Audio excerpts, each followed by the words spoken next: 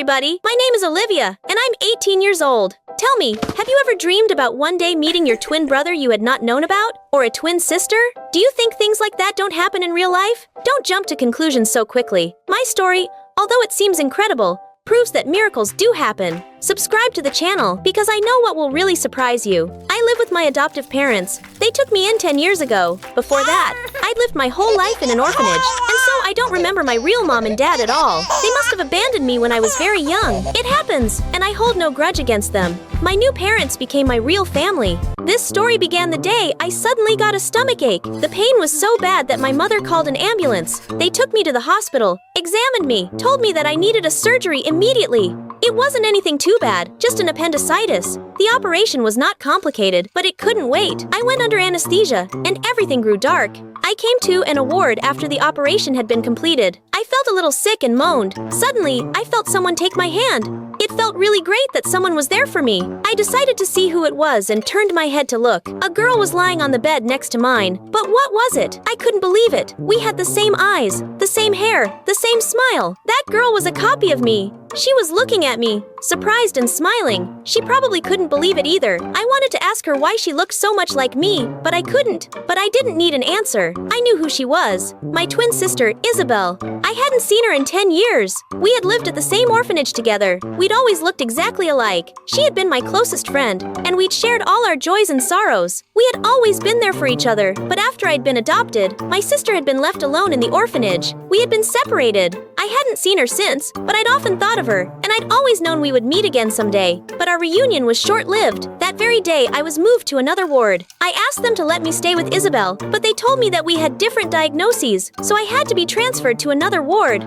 Isabella had got in a car accident and had to spend more time in the ward for seriously ill patients. A few days after that, I was released from the hospital and went home. I hadn't got to see Isabel again, but I couldn't stop thinking about our meeting. I found it strange that we had been separated as children, so I immediately asked my adopted mother about it. She looked very surprised and said, "What are you talking about, Olivia? There had been no Isabel at the orphanage." Maybe Mom had forgotten. I reminded her that my sister Isabel had been there for me. We looked very similar, but they had chosen me. Why hadn't my parents taken both of us in? Sweetie, are you feeling all right? You never had a sister. You had been alone there. I couldn't believe it. Why was my mother lying to me? I remembered everything perfectly. I realized that my adoptive parents were hiding the truth from me. But why? That's when I decided to find Isabel. As soon as I was able to walk after the operation again, I immediately went back to the hospital. I said I'd come to visit my sister at the reception. I didn't know what her last name was now, but I told them that her first name was Isabel and that she had been admitted after a car accident. Strangely enough, they told me they had not treated any girl fitting that description. How could it be? I told them she looked just like me. That's when they realized who I was talking about. However, they said her name was Hannah, and she'd already been discharged. Hannah? How so? Had my sister changed her first as well as her last name? But why? I asked them for her address, but they said they were only allowed to give me her phone number. In the evening, I called the number they had given me at the hospital. When she answered, I felt that our voices sounded a lot alike. It was her, my sister. I explained to her who I was and cried from joy. I finally found you! Hannah said that she was very glad to hear from me, but unfortunately, she didn't remember me. Hannah said that she had amnesia after the accident, and everything that happened before the hospital had disappeared from her memory. Then, I have a lot to tell you about. Let's meet up. We met the next day, and I immediately hugged my sister. Hannah was, of course, quite taken aback. After all, she didn't remember me, and so I was a complete stranger to her at that moment. But I started telling her about our childhood at the orphanage and how close we used to be. Can't you see how similar we look? That's because we're sisters. Since then, my sister and I saw each other a lot. Of course, we were family, but 10 years had passed, and each of us had different parents named. Now she couldn't just move in with me, or I with her. I hadn't told my adoptive parents anything yet. I still didn't understand why they were lying to me by not admitting that I had a sister. But Hannah told her parents about me, and they wanted to meet me. So one night, I went to their house for dinner. When Hannah's mom and dad saw me, they were very surprised. Of course, I've heard that everyone in the world has a double somewhere, but to see it with my own eyes.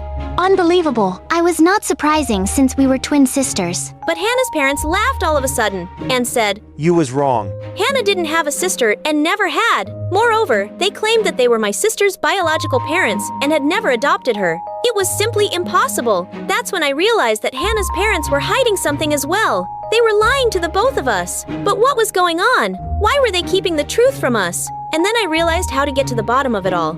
The following day, we met up with my twin, went to a clinic, and did a DNA test to prove we were related. Hannah agreed that it was a good decision, and I was very happy that she was so supportive. We took the test and were told the results would be ready in a few days. We spent the whole time impatiently waiting for the confirmation that we were sisters, and then someone would have some explaining to do. Our parents, who didn't want to tell us the truth, I went to see Hannah every day, and we talked a lot. I felt supported and cared for by my sister once again, and tried to always be there for her as well. One day, I was telling her about our childhood. She did not remember once again. Hannah was so engrossed in my story about our escapades at the orphanage that it gave me a good idea. Let's visit the place where we grew up. Maybe it will bring back your memory. Hannah agreed, and we headed to the orphanage. It hadn't changed at all in 10 years. I hadn't been there. It looked the same as it had the day I left, only the children were different. We met the head of the orphanage, Mr. Williams. He didn't even recognize me at the beginning, but when I told him who I was, he smiled and said, "Olivia, it can't be. Look how you've grown." I showed him Hannah and asked if he'd remember my sister. I told him she used to be called Isabel, and we had grown up together in that orphanage. But suddenly, the smile disappeared from his face. He looked at me anxiously and said we should talk in his office. Only me and him. I felt a little scared. What did Mr. Williams want to tell me about? But I went with him after all. In the office, he sat me down in front of his desk and told me I was wrong. I never had a real sister. What do you mean, never had a sister? I remember her very well. You even took pictures of us together, I told him. Yes, here are those photos. See for yourself. Mr. Williamson handed me the photos. I saw myself as a child, but there was no one next to me. How could it be? But I remembered her so clearly. Your parents were very troubled people. When you had been born, they hadn't taken care of you at all. You had been often left all alone. Nobody had paid you any attention. That's why you made up your twin sister, Isabel, to have someone to talk, have a sister that would take care of you, your imaginary twin, and you had been brought to the orphanage. And when you had been adopted and your parents had begun to take care of you, your sister had gradually disappeared from your mind. I listened to Mr. Williams and started to remember. Pieces of my childhood memories fit into a puzzle. The head of the orphanage was right. How could I have got it so wrong? But who was Hannah then? Just a girl that looked similar to me. Had I really met my double? How was I going to tell her everything now? I walked out of the office and immediately bumped into Hannah. She looked at me with frightened eyes and held out her phone. The DNA test scanning came in. She said, We aren't related. I already knew that. There were tears in Hannah's eyes. She turned and ran away. I didn't stop her. I left the orphanage and started walking down the street. I was so lost in my own thoughts. I didn't see anything around me. I couldn't believe what had happened. But even more than that, I felt hurt. I just found my only family member and lost her immediately afterwards. I was so lost in my thoughts. I did not notice a red light and went out into the roadway. A car was coming straight at me. I heard the screech of the brakes, and then a thud. Then it was dark. I came to a hospital. I was lying on the same bed Hannah used to lie on. My adoptive mom and dad were sitting next to me. They looked very scared. My mother told me that I had been hit by a car, but the danger had passed, and I would soon recover. I felt very sorry for having worried them and ashamed that I had doubted them when I asked them to forgive me and thanked them for caring for me. Now I know that I don't have a sister. What do you mean you don't? What about Hannah? The door of the room opened and she came in. She sat down next to me and said, I'm sorry. I ran away. I needed some time to think. Although we're not related, we are sisters in spirit and will always be together. I won't leave you. I started crying with joy, and my parents left to give us some time alone. That's how I found my twin sister. We are always together these days, and I'm glad that everything happened like that. What do you think? Can a complete stranger become closer than a relative? Write in the comments down below. Hi, my name is Lola, and I'm from Atlanta. Please like and subscribe. When I was a kid, my parents and I had adventures all the time. We played hide and seek. We fought monsters in our backyard. My life was fantastic. But when I turned 3, Mom gave birth to an evil witch named Genevieve. Genevieve, we love you more than anything in the world. Here you go, honey. Hey, I was playing with that. Jen started walking at 9 months old. At 2, she could write her own name. And at 3, she could do the alphabet without making any mistakes. When Jen was 7, she won her first national spelling bee. She got a huge cash prize, and the reporter came over to interview her for the cover story of a magazine. I'd like to thank my parents. I couldn't have done this without them. We're so lucky to have a genius daughter. She's our pride and joy. My parents kept gushing about Jen for hours as I sat in the corner. When and the reporter finally said it was time for pictures, I joined my family for a photo, but Jen insisted that I stay out of it. My parents tried reasoning with her, but she was beyond reason. It's my moment, and she'll ruin my image with her stupidity vibe. Like my brain sees pictures with this special lens, and I'll be able to feel her dumbness every time I look at the pictures. I can't explain how my brain works. Just make her go. So Mom gave me some money for ice cream and told me to wait outside while the photo shoot happened. A couple of months later, I came home from school and found Jen sitting on my bed and all my stuff was gone. Mom and Dad said I could switch. This room's bigger and has more space for my trophies. But this is my room. Mom, Dad, may Gen give me my room back. Lola, stop being ridiculous. You don't need a room this size. You don't have any trophies. Jeannie, do you need anything? Should I put up some more shelves? A new bookcase. I was so mad I threw myself on the ground and started screaming. This sucks, I'm leaving and I'm never coming back. I'll show you I'll get a new family that will appreciate me. I stormed out of the house. I got to the driveway and realized I had nowhere to go, so I decided to hide out in my treehouse. But then something crazy happened. My stomach started rumbling and I searched through my pockets to find a candy bar. Then out of nowhere, this girl appeared and snatched it out of my hand. Hey, that's mine. This is my treehouse. Get out. I don't see your name on it. It's written right there. Oh, Then the strange girl wrote the word Madison on the wall. I guess we're roommates now. We'll just have to share. Madison and I spent the rest of the day together. Then my mean old parents told me to come inside for dinner. They didn't even miss me or remember that I'd been upset. After that, when I wasn't at school or watching Janet spelling bees, I'd run out to the treehouse and spend time with Madison. One time we were pretending to have a sword fight in the backyard. It's over for you, Madison. Give up now. You'll never take me alive. Suddenly, Jen appeared out of nowhere. Lola, who are you talking to? Madison. Duh. Who's that? I turned around to introduce Madison, but she seemed to have vanished into thin air. She was just here. Must have scared her off with your mean vibes. I thought Jen would say something, but she just gave me a weird look. I think you're old enough to not have an imaginary friend. And went back inside and Madison instantly reappeared. Where did you go? I didn't want to meet your stupid sister in there. I got you. You're dead. When I was 12, I started junior high school, then Madison started sneaking into my school. She'd make funny faces and tell the best jokes. Madison, you're hilarious. Stop.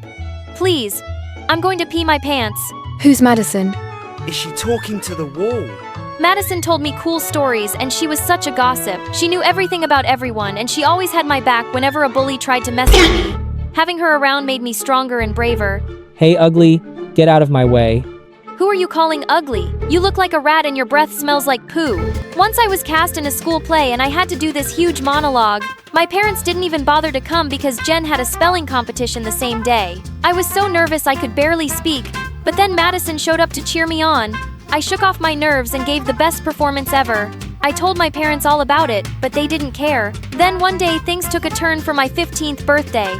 Me and my family went on vacation. But when we got back home, I realized that Madison was gone. I searched for her everywhere. The treehouse at school and all over the house. She didn't show up. Madison, where are you? What the heck are you screaming about? I can't even hear myself think. I can't find Madison. What are you for? Why do you keep acting like Madison is real? She's real to me. Look, I'm really busy, but do you want to talk? I know you're lonely and have trouble making friends, but this isn't healthy. I'm totally fine. Just leave me alone and go back to your books. If it wasn't bad enough that Madison had just left me, Jen soon got moved up to my class because she was so smart, and all the other kids instantly loved her. Is it true you can spell every word in the dictionary? Yeah, almost. I am an international spelling champion. Please. What was so impressive about spelling anyway? When was being able to spell the word crustaceology useful? Then one morning, the most popular girl in our class, Emily, handed out invitations to her birthday party. Hey, you forgot to give me my invitation. Sorry, no freaks allowed. Then she whispered to Jen and just loud enough for me to hear. I can't believe you're related to her. I hope you can come. It's going to be the best party ever. I don't think I have any contest that weekend, so I should be able to make it. I watched as all the other kids waved their invites around. After school, I walked home and stopped at the candy store to cheer myself up. Just then, I caught this boy staring at me. What's your problem? Why are you staring at me? He reached behind me and pulled off a huge piece of paper that was taped to my back with the word loser written in bold black letters. I was so embarrassed. Then all of a sudden, I started to cry like a big baby. What's wrong? My life stinks. My best friend abandoned me, my family doesn't like me, and all the kids at school think I'm a freak and a loser. You're not a loser. You don't even know me. I just have a feeling you're pretty cool and someone I'd like to know better. His name was Hunter, and he was really cute, and we had a ton of things in common. We loved the same books and movies, and he made me laugh a lot. We quickly became friends, and having him around made me feel a lot less lonely. The more time I spent with Hunter, the more I started to like him. Then, one day my parents called me into the kitchen for a family meeting. Guess what, Lola? I got into St. Florence's Academy. Isn't that incredible? Jen, we're so proud of you. We can't wait to start our new life in Chicago. Chicago? What? No way! I'm not moving there. I'm not leaving Hunter. Lola, don't be selfish.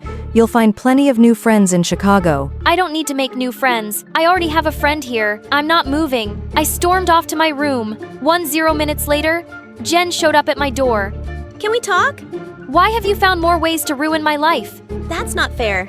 You want to talk about fair? Ever since you were born, you've taken everything away from me. My parents, my toys, my room, and now my only real friend. I know I wasn't very nice to you when we were kids, but I've tried reaching out to you after that to talk or help you out with your issues, but you just shut me out. Issues? My only issue is you. I'm sorry you feel that way. Yeah, right. Emily's throwing me a going away party tomorrow night. Come if you want, or just sit in your room being bitter. It's up to you. Jen put the invitation on my bed and left. I was pissed at her, but I'd never been invited to a party before. My heart ached at the thought of leaving Hunter behind and never seeing him again. Hunter was more than my best friend. I felt I was in love with him. I invited Hunter to the party, and he agreed to go. The party was at Emily's mansion, and it was so much fun. The food was great, the music was spectacular, and the best thing of all was that Hunter was there with me. Then a slow song played. I like you. I like you too. You want to kiss me? I really do. We had the most magical kiss, but then something strange happened. I opened my eyes to find everyone staring and laughing and pointing at me, and Hunter was gone. Hunter? Lola, what's wrong? Where's Hunter? He was right there. I started to panic. Where could he have gone? Hey, look at the freak making out with her invisible boyfriend. Emily pointed at a huge screen on the wall. A video of me dancing alone and kissing the air played on a loop. I wished I could curl up into a tiny little ball and roll away. I ran out of there in tears and went straight to my treehouse. Minutes later, I heard a knock and Jen walked in. Lola, please talk to me. Tell me what's going on with you. I thought Hunter was a real boy I was in love with. How stupid is that? I'm a freak and a loser like everyone says. No, you're not. You just found a way to cope with your loneliness. That's nothing to be ashamed of. Now you know the truth. Truth! And you can move forward. Move forward to what? No one cares about me. I do. From now on, I'll be here for you whenever you need me. I swear. The next day, as the last of the moving trucks were being loaded, I made one last visit to the treehouse, and suddenly both Madison and Hunter appeared. How come you're both here now? Will you stay for long this time? We just came to say goodbye. We don't think you need us anymore. You have a chance to start over. Let other people get to know you. They don't know what they're missing. You're a super cool friend. Thanks, you guys. You were there when I needed you the most. Goodbye, Lola, and good luck. It was sad to watch them leave for good, but it felt like it was time. We moved to Chicago and Jen was true to her word. Don't compare yourself to others. Self-love, forgiveness, and understanding are the keys to improving family relationships and healing our pain. Hi, my name is Stella. And I'm Alice. We're identical twins from Ohio. Please like and subscribe. When we were born, we were called the cutest babies in town. Everyone freaked out over our beautiful blonde hair and blue eyes. They called us angel babies. Mom signed us up to be baby models, and we were super popular. By the time we were 3, we were on every ad possible for baby products, from diapers to fashion. We were everywhere. And I loved the limelight. It's like I was made to be a star. I enjoyed school and wanted to be a powerful lawyer one day, so studying and getting good grades was really important to me. One morning when we were in 5th grade, we started our routine with Mom. Suddenly, Stella screamed. My face! It's burning! Mom, help! Hold still.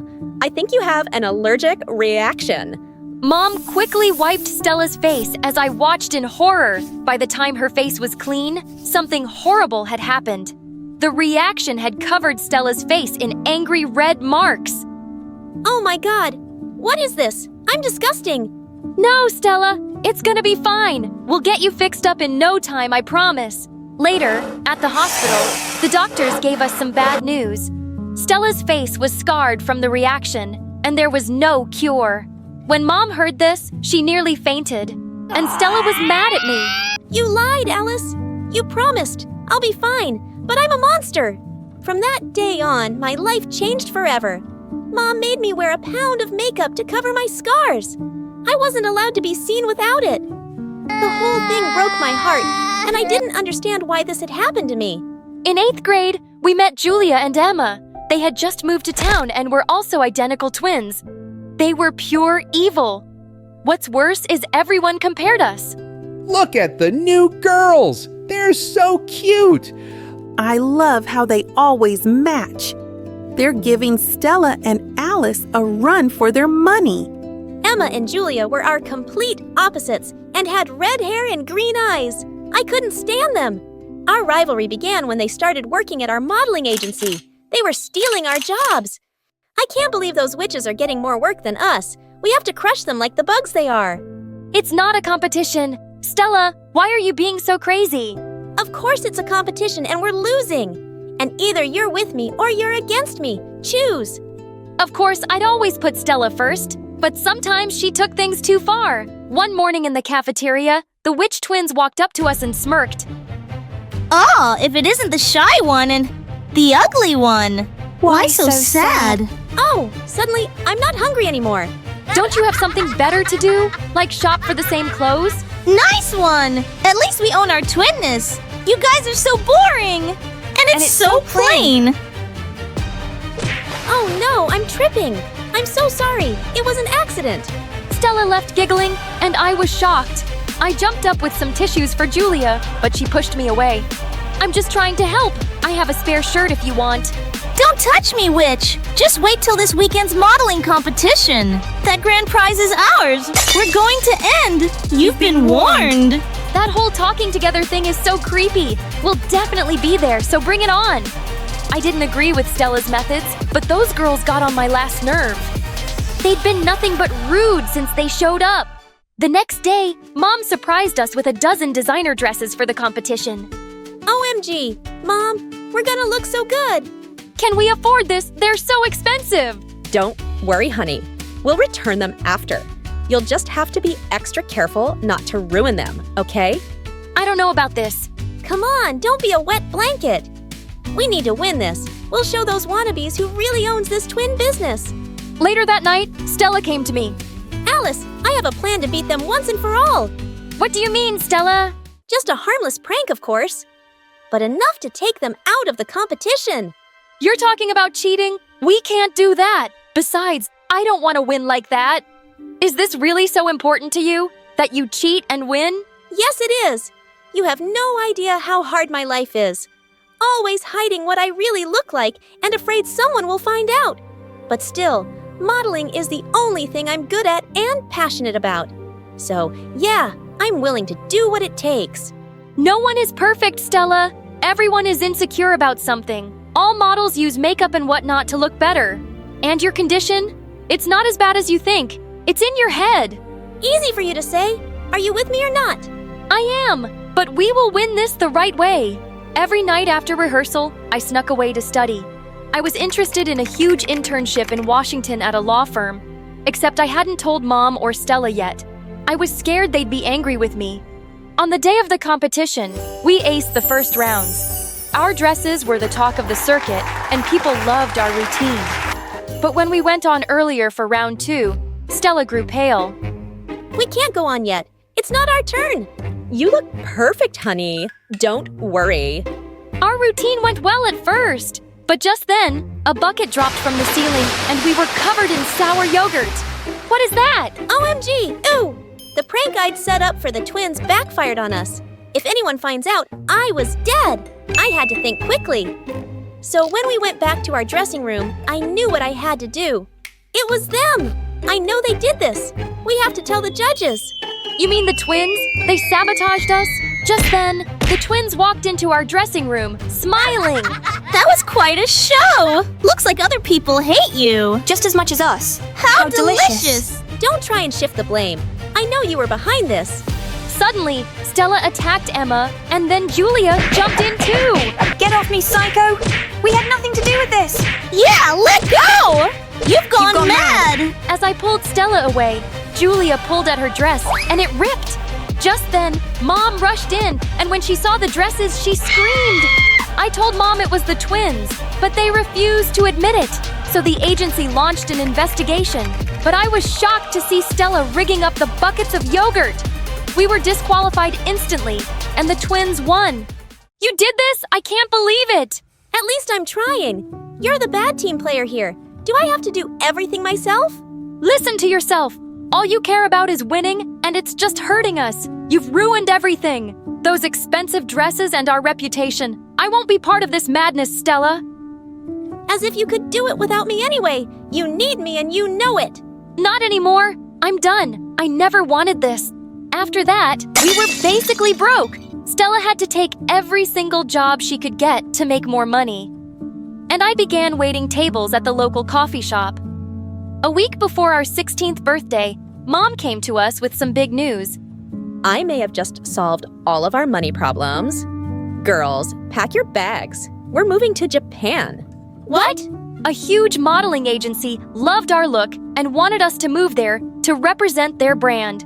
They'd pay for everything and even move us into a huge penthouse apartment for free. OMG! This is the best news ever! I couldn't let this go on any longer. I wanted to follow my dreams and participate in that internship. The deadline was just around the corner, so I had to tell them. I can't move to Japan. Why, Alice? Confused, they stared at me, and I finally explained my plans for my future. Are you kidding me? I can't believe you're being so selfish. How am I being selfish? I never asked for any of this. All you've ever done is complain. Look at me. I'm the freak here, but I get up every day and I work. You've never taken this seriously. And now you just want to bail on us. Me? Complain? You're the one who can't stop competing with Emma and Julia. You're so insecure that you've let this stupid rivalry turn you into a witch. I regretted my words as soon as I said them, but I was so mad I couldn't take them back. I stormed off to my room and slammed the door shut. Stella didn't talk to me for a whole week after that. What's worse is they were going ahead with the move, as if nothing I did mattered. One morning, I got a letter delivered, and it was from the internship. I was just about to open it when someone knocked on my door. Mom came in and eyed the letter. Is that it? Yeah. I'm not happy about this. You're not even 16 yet, until tomorrow. And honey, we can't afford this. I guess I just wanted to know if I could do it, Mom. I'm a straight A student. Did you even know that? Mom looked at me sadly. I guess I've been so wrapped up in your careers, I've never really thought about what you wanted. I want to make a difference in the world, not just look good. Open the letter, Alice. Mom and I hugged, and we opened the letter together. Congratulations! You've been accepted! What was I gonna do now? The next day at school, I decided to look for Stella so we could make up. It was our birthday after all. When I finally found her in the playground, I was shocked to see her with Emma and Julia. Well, if it isn't the traitor twin, what do you want? Stella, can we talk for a sec, alone? Anything you say to me, you can say in front of my best friends. What? Don't look so surprised. The enemy of my enemy is my friend, right? Right! Did you hit your head or something? Come on, we're sisters, twins. Don't be like this. You did this to us. You've made your bed. So sleep in it. To think I was about to give up my dream for Stella, and she treats me like this. No chance anymore. The following week, Mom and I packed our bags and headed for Japan, while Alice went to stay with our aunt in Washington. Good riddance. The next few years in Japan were amazing. The company wasn't happy that it was just me, but I was determined to make them see my worth. So I worked hard, and by the time I was 18, I was pretty famous. I actually missed Alice a lot, but I could never bring myself to call her. I needed to work on myself first. Moving to Washington was the best decision of my life.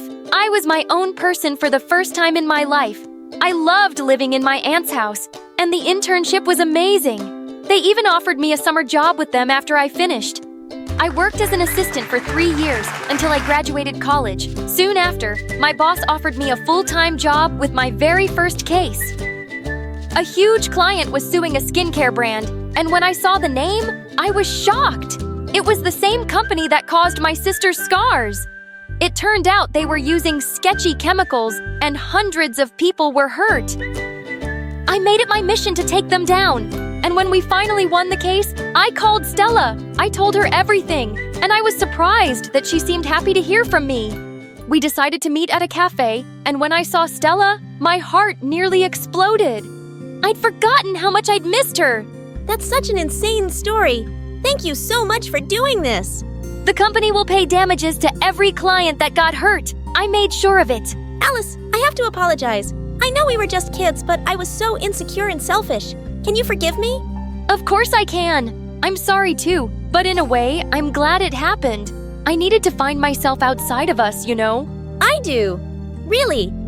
But no matter what, you'll always be my other half. Same here.